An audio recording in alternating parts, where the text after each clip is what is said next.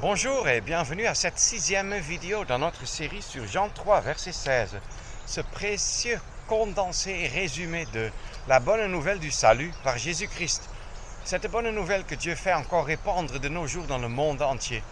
Et je suis tellement heureux que déjà, selon ce que je lisais ces jours-ci, ce verset existe dans plus de 2700 langues.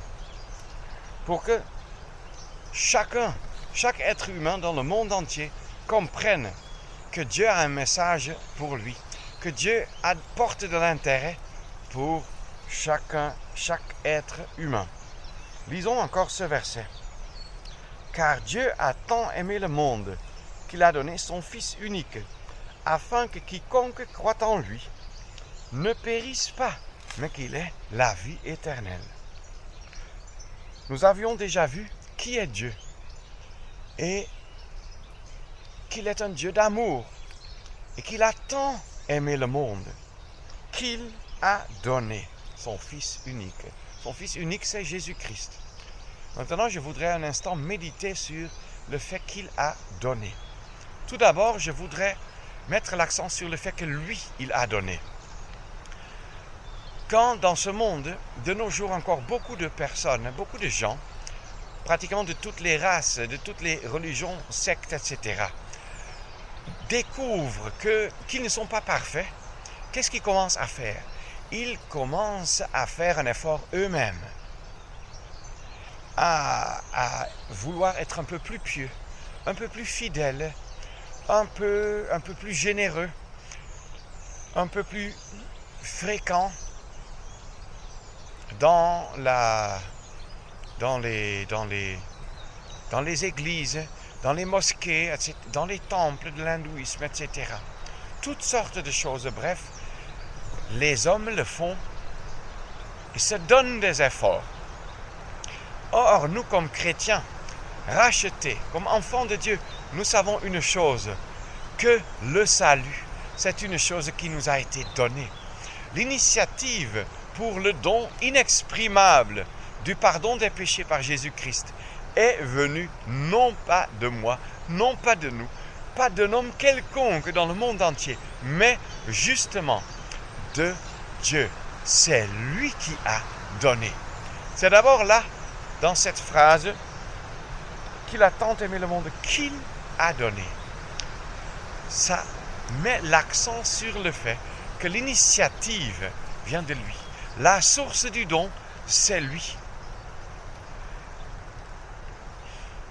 Tout, en fait, vient de lui.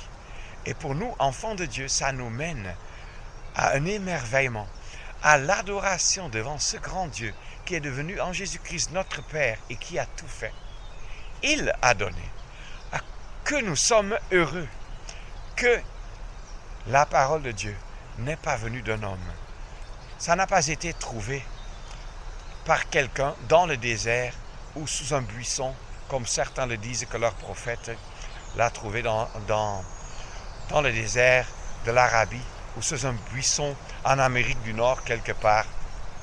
Ah non, nous savons que tout ce qui nous est parvenu, c'est venu de lui, du Dieu souverain et suprême. Lui, il a pris l'initiative, en écartant même l'homme.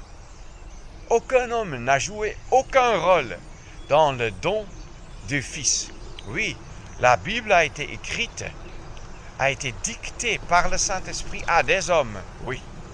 Mais c'est la Bible, le livre saint, le livre sacré de Dieu, inspiré par Dieu lui-même.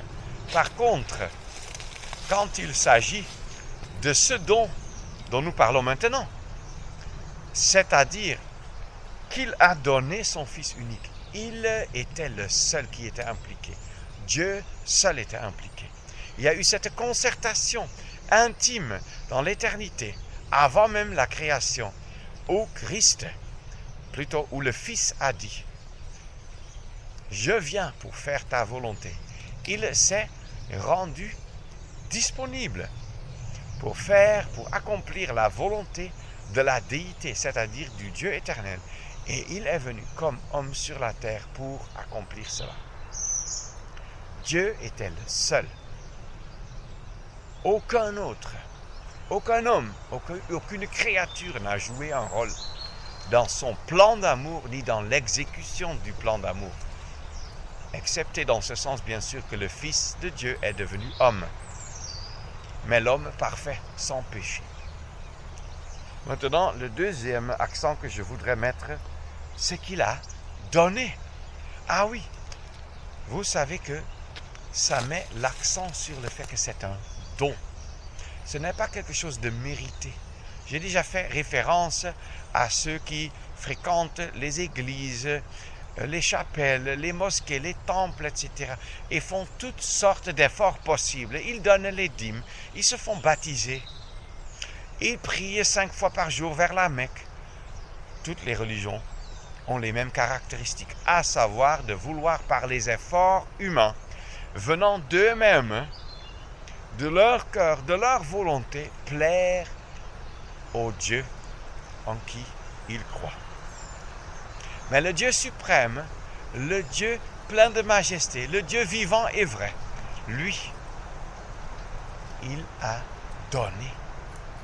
Il ne reste plus rien à faire. Il a tout fait. Ce n'est pas que lui, il dit, ça coûte 1 milliard. Et moi, je donne 900 millions et le reste, c'est pour toi à faire. C'est toi qui dois prendre l'initiative. Non. Tout est un don gratuit. Et je voudrais lire cela dans l'Épître aux Éphésiens, chapitre 2, pour souligner que tout vient de lui et tout est un don. Et tout exclut la fierté, l'orgueil, la fidélité, imaginez bien sûr, de l'homme, sa religion, ses actes, ses bonnes œuvres, ainsi de suite. Ce n'est pas notre baptême, ce n'est pas notre fréquentation du culte à l'église, de la messe, etc. qui nous sauve. Non, nous pouvons savoir par la parole de Dieu ceci. Éphésiens 2, verset 1er. Vous, lorsque vous étiez morts dans vos fautes et dans vos péchés, verset 5. Alors même que nous étions morts dans nos fautes, Dieu nous a vivifiés ensemble avec le Christ. Vous êtes sauvés par la grâce. Et nous a ressuscités ensemble et nous a fait asseoir ensemble dans les lieux célestes, dans le Christ Jésus, afin qu'il montrât dans les siècles à venir les immenses richesses de sa grâce, dans sa bonté envers nous, dans le Christ Jésus. Car vous êtes sauvés par la grâce, par la foi. Et cela ne vient pas de vous. C'est le don de Dieu. Vous voyez, c'est le don de Dieu. Non pas sur le principe des œuvres, afin que personne ne se glorifie, car nous sommes son ouvrage, ayant été créés dans le Christ Jésus pour les bonnes œuvres que Dieu a préparées à l'avance, afin que nous marchions en elles. Les bonnes œuvres, ah oui, après avoir été sauvés, vivifiés, ressuscités, alors,